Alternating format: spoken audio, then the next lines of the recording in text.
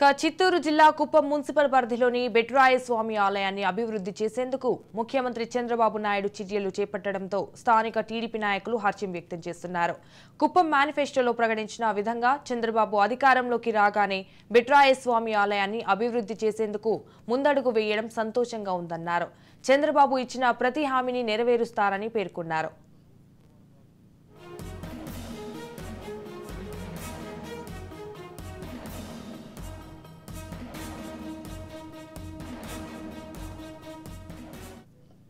కుప్పం ముద్దుబిడ్డ నారా చంద్రబాబు నాయుడు మేనిఫెస్టోలో ఈ కుప్పం ప్రాంతంలో ఉండేటువంటి దేవాలయాలన్నీ కూడా అభివృద్ధి చేస్తామని చెప్తే అప్పుడు అందులో చాలా టెంపుల్తో పాటు బెట్రాయ స్వామి టెంపుల్ను కూడా మేనిఫెస్టోలో పెట్టినారు. కాబట్టి ఆయన ఈరోజు ఎండోమెంట్ వారి ఎగ్జిక్యూటివ్ ఆఫీసరు, అసిస్టెంట్ కమిషనరు, ఇంజనీర్లు, స్థపతుల్ని వీళ్ళందరినీ పంపించారు.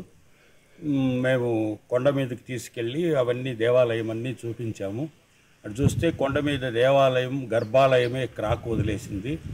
తర్వాత ముఖమండపాలు అవన్నీ కూడా చాలా పురాతనం ఉంది కాబట్టి అన్నీ కూడా క్రాక్ వదిలేసిండే. దానివల్ల మళ్ళీ కొద్దిసేపు ఆలోచన చేసి సార్ రీకన్స్ట్రక్షన్కే పెట్టాలని చెప్పి మొత్తము పునరుద్ధరణ చేయాలని చెప్పి మళ్ళీ మేము వాళ్ళకి చెప్తే మొత్తము గర్భాలయము, ముఖమండపము, కంఠస్థానము, మిగతా మండపాలు, ప్రాకారము ఇవన్నీ కూడా కొలతలు తీసి